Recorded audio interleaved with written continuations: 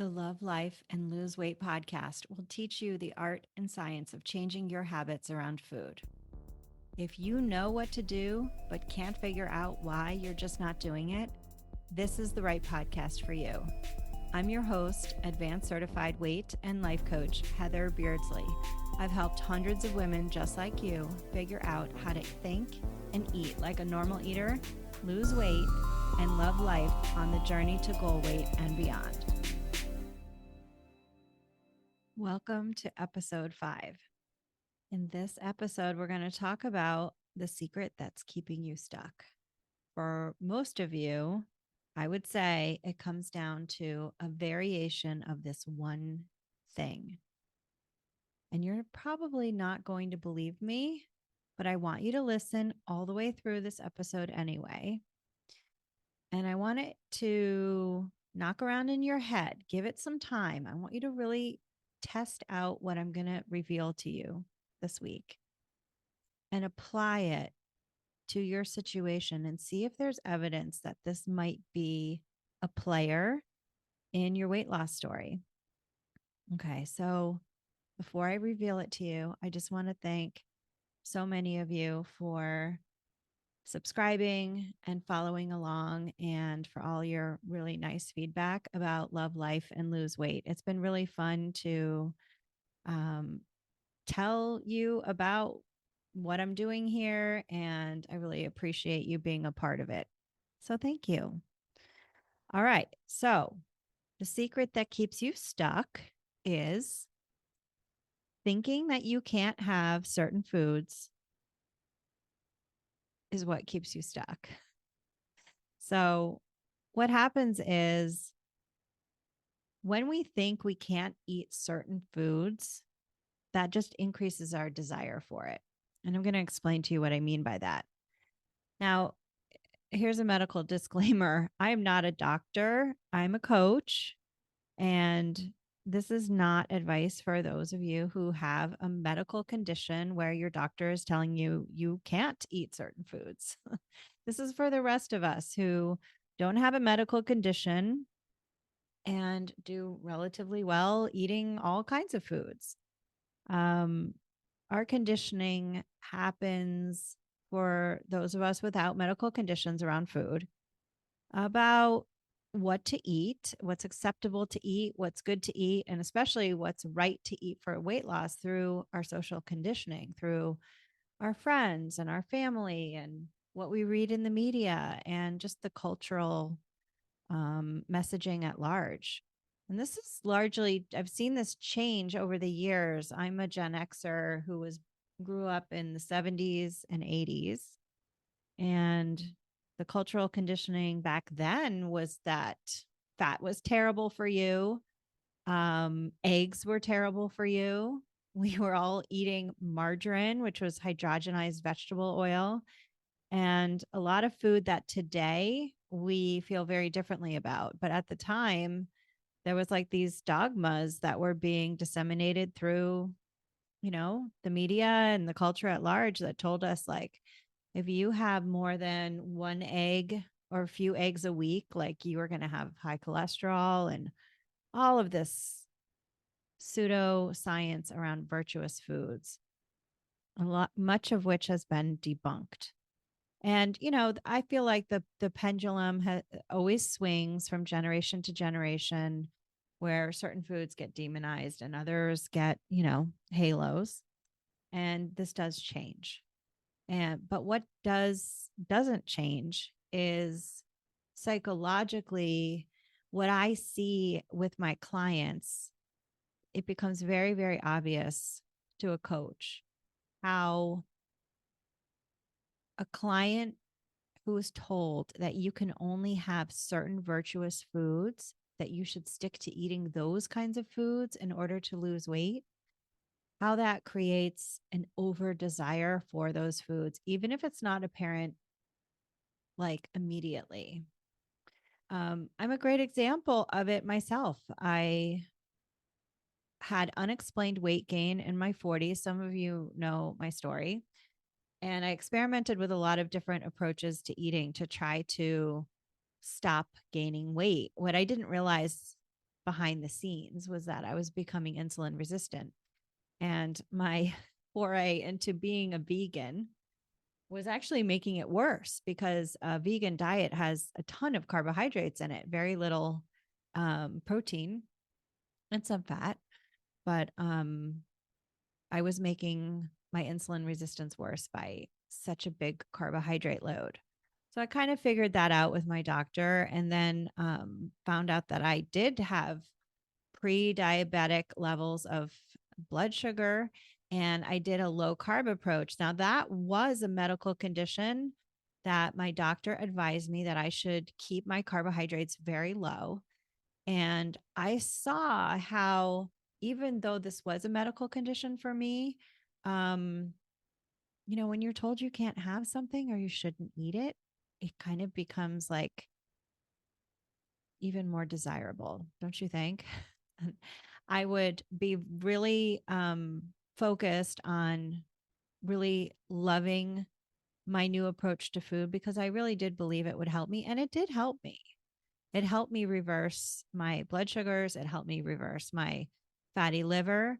But like psychologically, with those foods, when I would be super hungry, maybe out and not have access to the kinds of foods that I was preferring to eat at the time, I would grab a ton of bread, especially if it was warm with butter or desserts with sugar in them. And it was almost like um, a desire that I really had a hard time controlling. So I felt the effects of um, restriction, feeling restricted around foods. And this is what um, happens when we're told we shouldn't eat certain kinds of foods. So the way that I teach weight loss is that for those of us without medical conditions, if you are still having some diet mentality from the diet industry that you shouldn't eat certain foods, you're going to create a um, conversation in your head of both wanting it and not wanting it. Now, that's really only going to happen for foods that you truly love and like. Um, Now, this isn't always a problem. Sometimes we can just kind of get over ourselves and not lose the forest for the trees. Like when I was reversing my high blood sugars, I just never, actually started on, my gosh, was it like 6 years ago, right around Halloween? And I remember it was the first Halloween that I just definitely did not want any Halloween candy. I'm not a big candy person anyway. But the way I was thinking about it was, if this is going to help me with my health situation and to lose weight, then candy is something that I'll gladly give up. But years later, I can see that I had a lot of healing to do in my relationship to those foods that had flour and sugar in them because I was in this um, mode where I was restricting them for a good and valid reason medically. And I see a lot of my clients who just, they had some success restricting carbohydrates and sugar or who knows, any approach. And yes, it can work. But again, there is this psychological component where when supply is restricted, the brain has this almost primal urge to grab as much as you can when you have access to it. So think about your primal ancestor from a few thousand years ago. When she saw the watering hole drying up, I often tell the story. Don't know if I've said it before. She probably was able to survive if she had the wherewithal to grab as much water as she possibly could. And I think that drive is just still present in our human primal brains, where when we think, like, who knows when I'll get to have this again, you can tend to overeat it. So, this is what is keeping you stuck is this diet mentality that you can't eat certain things or that you shouldn't, or even if you just have them once in a while, if you tell yourself you're bad for even wanting them or eating them, that's going to kind of set you up to fight against yourself too. So, no surprise that the diet this works beautifully for the restrictive diet industry. I mean, think about it. If you're selling a program with points or counting things or whatever, if you demonize certain foods and then you make other foods virtuous, and you're going to say, all right, this is going to be tough to do. But if you do it right and you just overcome your desire for these foods and you do it the right way without veering from it, then you'll have everything you want on the other side of being perfect with this. And of course, all the perfectionists come running, yours truly included. I mean, I tried this. I just kept thinking like I was obviously doing something wrong or bad, or I was making mistakes. And that's why I had weight to lose. I mean, restrictive diet programs attract perfectionists who are just trying to get things right. And perfectionists, that's a habit of thinking, perfectionism, that if you can just do it the right way, then you'll get what you want. But that's never how it works. Getting what you want is permission to be human and to believe that you can have it in a way that doesn't overtly sacrifice your humanity. You know, we are human beings. We're designed to have a taste for and a preference for foods. And I think at a minimum, we need to honor that.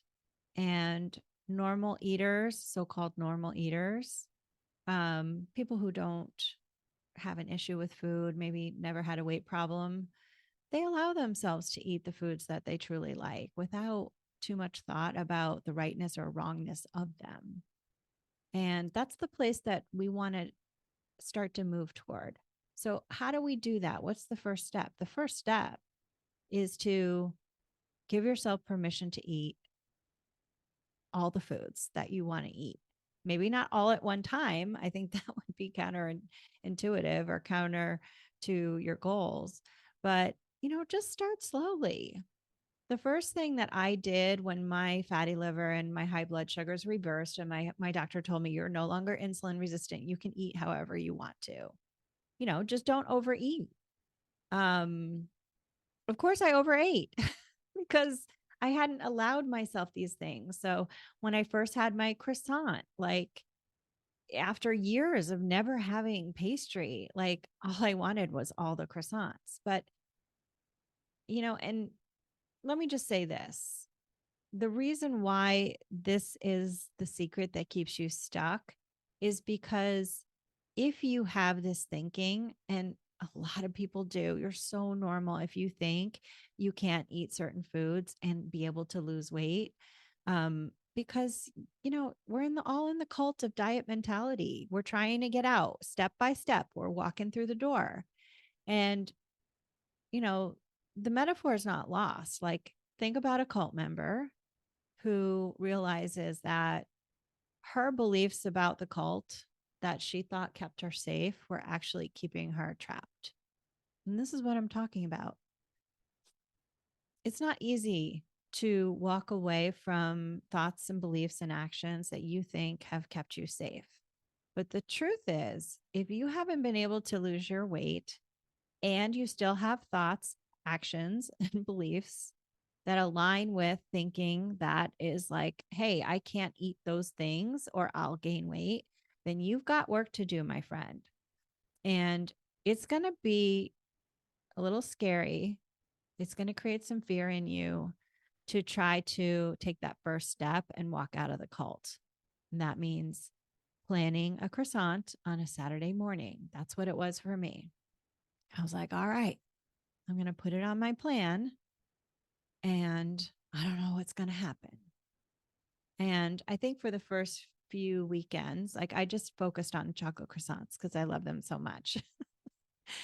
First few weekends, I think I still had a lot of over desire, but I stuck with it. And then eventually I figured out, number one, to really wait until I was physically hungry before I had my croissant. Like in the beginning, I just knew I was having the croissant. So all I wanted to do was have the croissant right away. Like I was like, no, no, no. I gotta wait until I'm physically hungry to have it. And I bought I think Whole Foods has like in the refrigerated bakery sect, there's a refrigerated section in the bakery, and you can buy them like sort of frozen. And then you can take them out the night before, let them defrost and rise, and then you just pop it in uh, the oven, the toaster oven in the morning. And that's what I did. And I could just pop it in there when I was good and ready and hungry. And then the coolest thing happened after that. Like after I had the croissant, I was so satisfied. I was like just so happy with having this delicious thing for breakfast.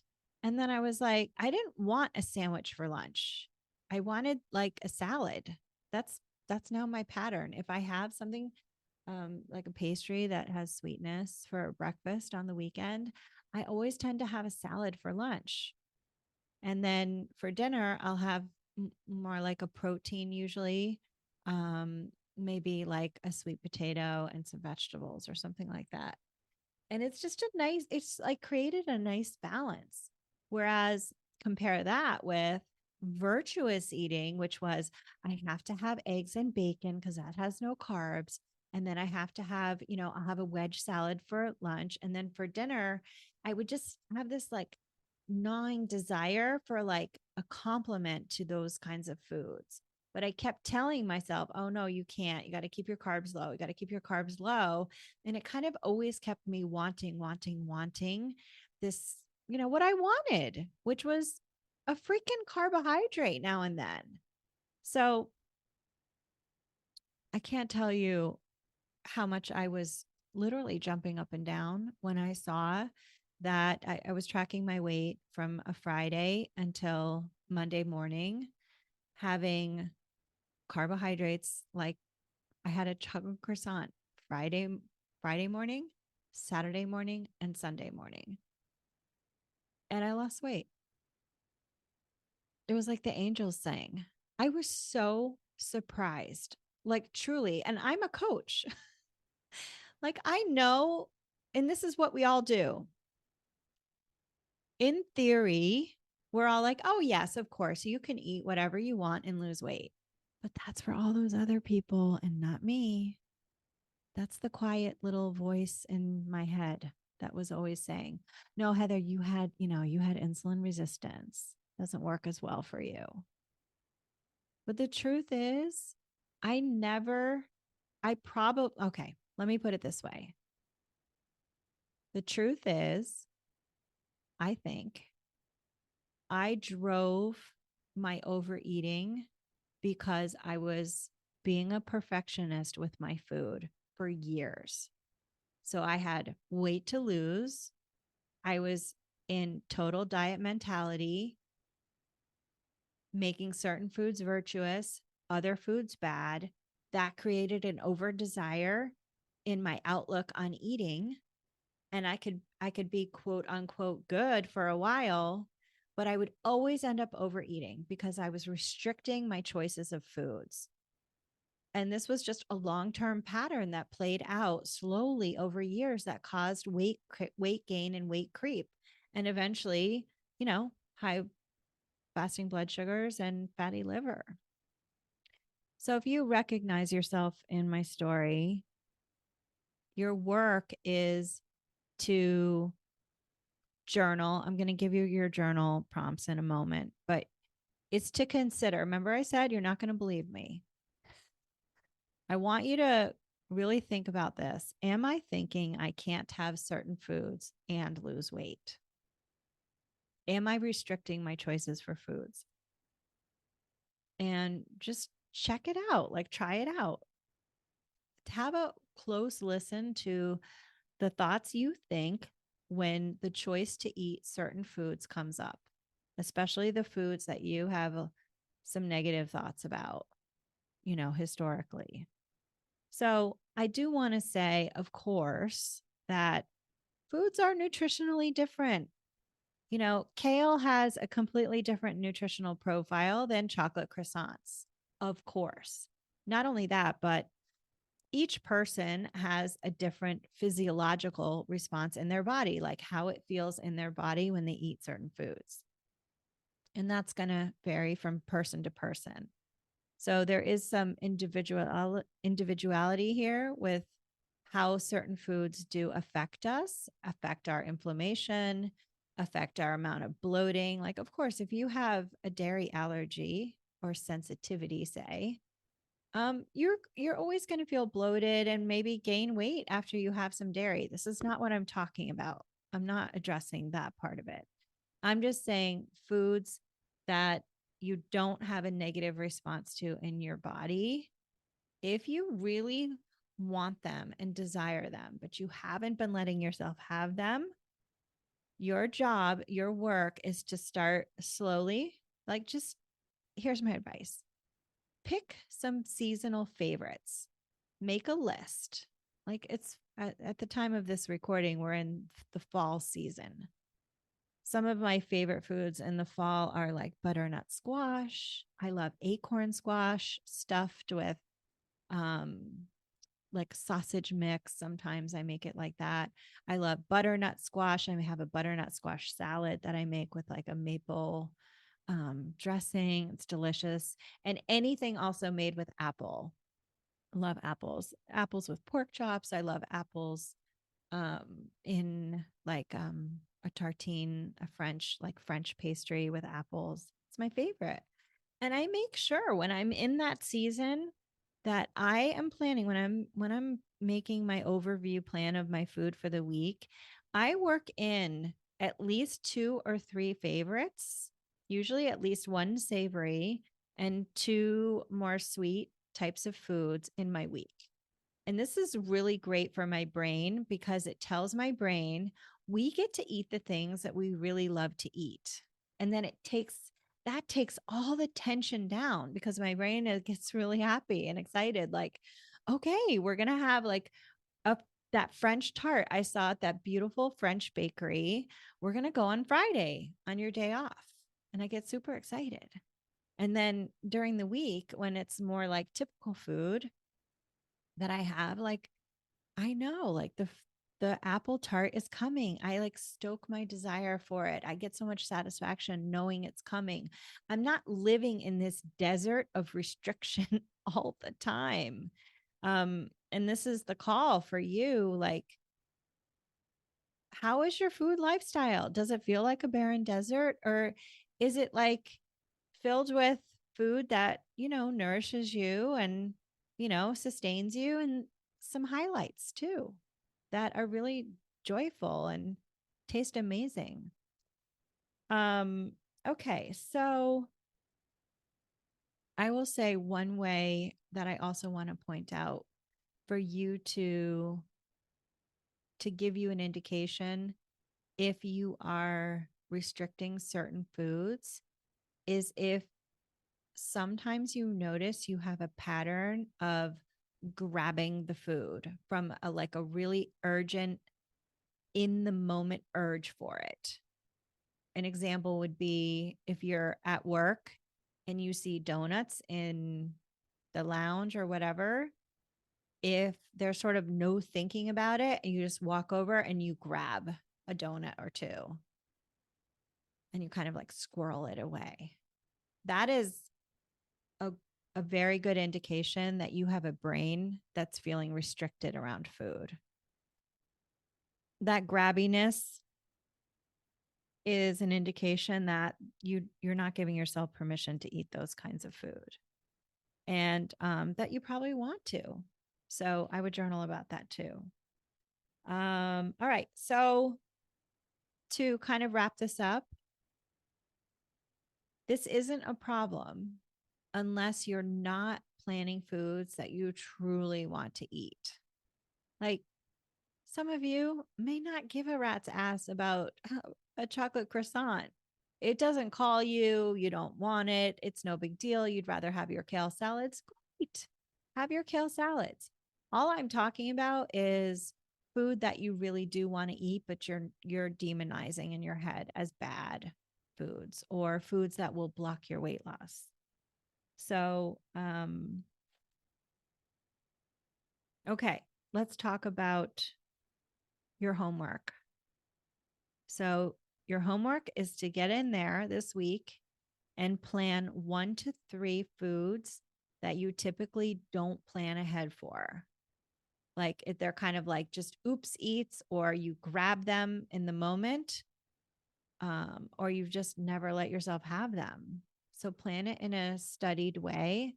And I want you to eat, of course, always the foods that you plan to eat. You want to eat them when physical hunger is present. You need to, any food you eat, you need to be physically hungry before you have it. And then I want you to really enjoy the food while you eat it. And the goal is always with any food to stop before you're full. And also, what many people do is they will just kind of eat their meal and then try to, if it's a dessert, try to like get that dessert in after. But a lot of times, if the meal leaves you already full, then you will not be having your dessert with physical hunger present. So you have some choices here, and don't freak out, but I'm just here to let you know that you can always have dessert for your meal. I mean, we shouldn't be having an agenda to fit in foods until we're full and then expect ourselves to lose weight. So you have a limited capacity in your stomach when you're hungry for a certain amount of food to go in there. It's like prime real estate. And you've got to make powerful decisions about what you're going to choose to put in that real estate, because only so much fits. So when I'm saying eat the foods you want to eat, I don't mean after you're already full of, the planned dinner that you had. If you're looking at planning a dessert, like you've got to figure out a way to have the dessert to fill your stomach, but not to full. So some of my clients will have their dessert first. And if they have any room left over before they're full, they'll have some dinner. You could try it the other way around. Sometimes it's hard to stop when you're having dinner and it's good and you're enjoying it. It's hard to leave enough room to then feel satisfied to have the amount of the dessert that you want. But this is where the art comes in. This is where the practice comes in. This is where you're getting your proverbial hands dirty in the arena of real weight loss. That's not restrictive. Like, it's really honoring that real estate of your stomach and making powerful decisions about enjoying every single thing you put in there, including foods that you've not been giving yourself permission to eat. So, another tip, no more saying or thinking to yourself, I can't have that, I shouldn't have that, or I'm bad if I did have it. If you say I can't and I shouldn't have that, you're acting like somebody who is in food jail and you're a victim of your circumstances. All human beings who are free and not in jail have free will and choice about what they eat. Okay. You are not in a cult. You are free to choose. And if you want to have a normalized relationship with food, if you want to become more of like touch base with that, your roots as a normal eater, then you've got to give yourself permission to make choices. Like everything you put in your mouth is your choice and it's your responsibility. As the manager of you, you have a responsibility to feed yourself with integrity and meet your needs and your desires and your natural preferences for foods. And when you do that over and over and over again, you create this trust that within yourself that you will be well fed and you will feed yourself food that truly satisfies you. In my experience with clients, true satisfaction with food is a range of foods where none of them are demonized. Okay. So let's talk about your coach homework. I have a few questions for you to write in your journal about this week. And as you think about the concepts we've talked about here today. So the first one is, what foods have I demonized as bad for me or that cause weight gain? What foods have I demonized as bad for me or told myself that caused me to gain weight? Number two, is this just diet thinking? Or have I actually experimented with this to see if it's true? Is this diet thinking? Or have I actually experimented with this to see if it's true? Okay. For the foods that you identified for question one, what foods? I want to know for question three, how often are you choosing to eat them now? Or how often are you giving yourself permission to have those foods now? Like, just do a review in your mind. Question four is, how often do I want to eat those foods? How often do I want to eat those foods? So the um, question three and four, I want you to see the difference between how often you're allowing yourself to have these foods and how much you actually want to eat them. Is there a big difference there? If there is, then you got to start planning the foods, eating them to enough, eating them with your hunger, and just seeing what happens. Got to prove it to yourself. I can tell you 100,000 times that you can lose weight eating all the foods. You know, as long as you don't have a medical condition, you should be fine. As long as you don't overeat them. But you won't believe me until you prove it to yourself. So that's your work. Okay. Final question is, what do I want to give myself permission to eat this week? So this is where you make the powerful decision to plan at least one food. Okay. Now, I want to know what you guys are doing. So why don't you join me over on Instagram? I'll put a post there after this episode comes out. You can find me at Thrive in Midlife on Instagram. I'll put a post there. Tell me what food you gave yourself permission to eat this week. And, how did it go? Let me know. If you have questions, you can put them in a comment on that post, and I'll do my best to answer you. And we can keep the conversation going over there. Okay. So remember your seasonal favorites and think about, what's nice to plan. So thank you for joining me for this episode. I look forward to hearing from some of you about what you're planning and really working with this limiting belief that you can't have certain foods and lose weight.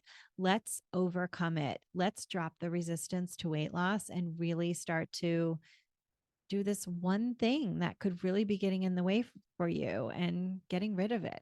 Okay. That's all for now. Stay focused on what you want. And so long. Hey, if this episode resonated for you, then let's connect. Visit hbeardsley.com/subscribe. That's HBEARDSLEY.com/subscribe and get on the list. You'll get a free gift, periodic coaching, plus advance notice of in-person events and workshops.